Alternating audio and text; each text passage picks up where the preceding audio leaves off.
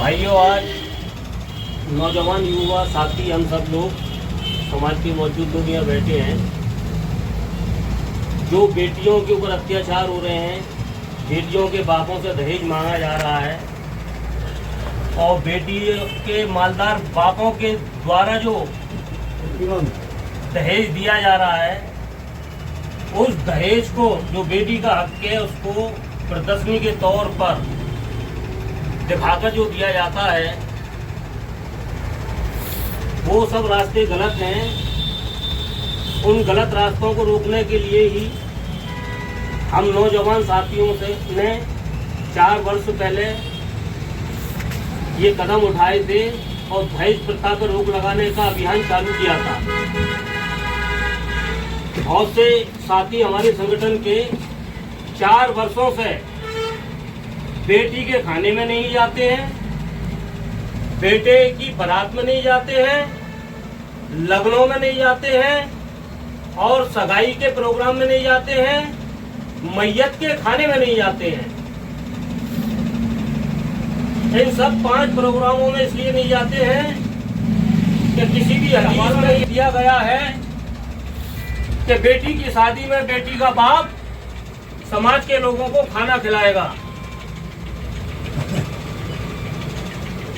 क्योंकि हदीस और कुरान में ये लिखा गया है कि सिर्फ निकाह है। निकाह के अलावा जो लोग बाल कार्डों पे लिखते हैं बारात, विवाह, वो भी अल्फाज नहीं है, सिर्फ निकाह है। और निकाह के अंदर निकाह कराने के वक्त मौजूदगी 4-6 लोगों की ही काफी है, ना कि हजारों की तादाद में निकाह होना चाहिए। आप बता दीजिए मुझको कि ये रीत रिवाज कब से चालू हुई। निकाह के अंदर नबियों ने भी निकाह कराया था कि भीड़ भाड़ को इकट्ठा किया था, या अपनी बेटियों की शादी में दावत भी दी थी क्या? बताइए, कोई हवाला दीजिए। मेरी उलमा हजरातों से भी गुजारिश है कि आप समझाइए समाज के लोगों को कि कहीं कुरान में दावत नहीं लिखी, बेटी के बाप पे भजन नहीं रखा गया। अरे निकाह का होना 4 आदमियों के बीच में निकाह हो जाना, बस बेटी वाले का और बेटे वाले के बीच में मौजूदगी में निकाह हो जाए, अपनी बेटी विदा हो जाए। इस तरीके से आक्रमण करते हैं बेटी के बाप के ऊपर के जंग लड़ने जा रहे हो, उसको लूटने जा रहे हो। क्या लूटने के इरादे से जाते हो उसके यहाँ पर बेटी के बाप के पास 1-1 हजार और 15-15 से आदमियों को लेकर? अरे करना की ताकत दिखानी है बेटे के बाप को, तो ताकत दिखा, वलीमा कर अपने दरवाजे पर बेटे का निकाह करा के वलीमा कर, और वलीमा करने के बाद 5,000 की, 10,000 की, 1000 की दावत कर, वहां पर अपनी ताकत दिखा भाई। बेटी के बाप के ऊपर हमला करके ताकत दिखा रहा अपनी। खिलाना है खुशी में, अपने यहाँ वलीमे करिए, हकीका करिए, उसमें अपनी ताकत दिखाइए। और एक समाज में लोग बाल कहने लगे हैं, एक नया चर्चा का विषय बना हुआ कि हम पैसे वाले बन गए, फलाने पैसे वाले बन गए, हम बहुत पैसे वाले। तो मुझे बताइए, पैसे वाले आप हो तो फिर बेटी के बाप से पैसा क्यों मांगते हो? बेटी के बाप से पैसा क्यों मांगते, बताइए? शर्म नहीं आती आप लोगों को? जो बाप अपनी बेटी को 25 साल से अपने सीने से लगा के रखता है अपना, और उसके बाद क्या नाम है 25 साल उसको अपनी प्यार मोहब्बत से पालता पोसता है, और उसी की बेटी के उससे निकाह के रूप में आप उससे पैसा मांगते हैं। तुमको तो शुक्रिया अदा करना चाहिए बेटी के बाप का, कि शुक्रिया भाई तेरा जो तूने 25 साल अपनी बेटी को अपने गले से लगा कर सीने के टुकड़े को हमको दे रहा है, उसका शुक्रिया अदा करना चाहिए तुमको। लुटेरे बन गए आप लोग। अल्लाह तबारक व तआला का बेइंतहा करम है, उसका एहसान है कि अल्लाह ने हमको एक अहम मजलिस में बैठने की तौफीक अता फरमाई है। और दोस्तों बुजुर्गों, आज हम जो समाज के लोग बैठे हैं यहाँ पर एक फिक्र को लेकर बैठे हैं कि भाई किस तरीके से जो हमारी गरीब बहन बेटियाँ जो बैठी हुई हैं घरों के अंदर, उनके निकाह जो है वो आम हो जाए। तो भाई दोस्तों बुजुर्गों, हम ये एक मुहिम को लेकर चल रहे हैं। ये जितने भी हमारे साथी यहाँ बैठे हैं ये सब इस चीज़ से मुत्तफिक हैं, है जी, इस चीज़ पर जो है इत्तेफाक रखते हैं कि हम सब साथी जो है एक मुहिम हमने बनाई है कि भाई निकाह को आसान किया जाए और जिना को मुश्किल किया जाए। इसके अंदर ये 3-4 चीज़ों पर हम सब साथी जो है इसको लेकर चल रहे हैं कि भाई एक तो बेटी का जो है और हमको जो भी बेटी का हक देना है उसको हम जो है बंद करके दें। गरीब आदमी भी इसी तरीके से करे, मालदार भी इसी तरीके से करे, और बेटे का जो है वो वलीमा करें। हम सब साथी, हम सब कौम के लोग वो बेटे का जो है वलीमा करें। वलीमा बहुत ज़रूरी है, वलीमा सुन्नत है। भाई दोस्तों बुजुर्गों, आज हमारे कौम के अंदर इतनी बहन बेटियां बैठी हुई हैं, 40-40 और 50-50 साल की बहन बेटियां बैठी हुई हैं। भाई इनकी फिक्र आप और हम नहीं करेंगे तो बताओ कौन करेगा। ये बहुत ज़रूरी है भाई कि हमें इनकी फिक्र करनी है, और फिक्र करते हुए सबसे पहले हमें अपने ऊपर अमल करना है।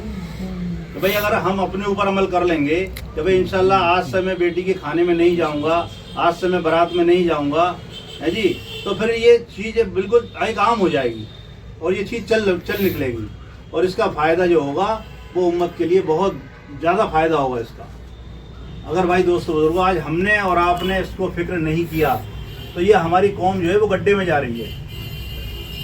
ये 4-5 लाख रुपए तो ऐसे हैं कि 3-4 लाख रुपए तो हमें चाहिए दावत के लिए, और 1-1.25 लाख रुपए चाहिए हमको मैरिज होम के लिए।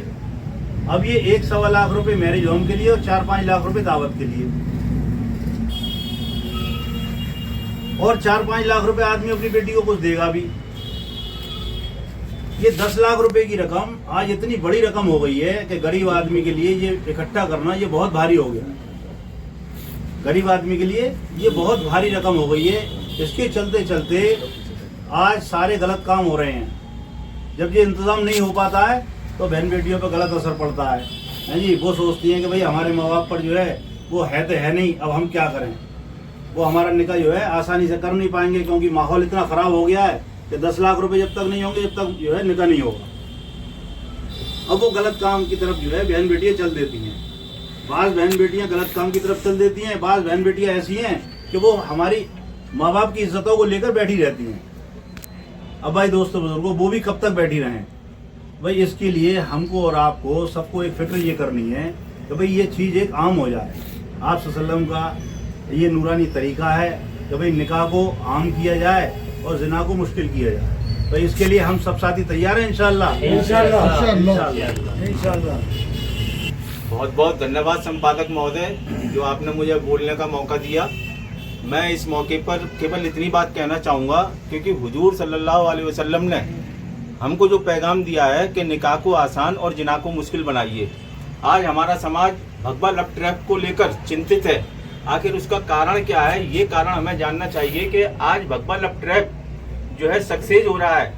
उसके कारण ये है कि हमने निकाह को बहुत मुश्किल बना दिया और जिना को आसान कर दिया है। तो मैं ये कहना चाहूँगा, समाज में आज जो हम लोगों की ह्यूमन वेलफेयर ग्रुप के द्वारा निरंतर एक कोशिश हो रही है कि समाज के अंदर निकाह को आसान बनाने के लिए जो कार्रवाइयाँ अमल में लाई जानी चाहिए, उसमें यह है कि सबसे पहले निकाह मस्जिद के अंदर हो, सादगी के साथ मस्जिद के अंदर निकाह हो।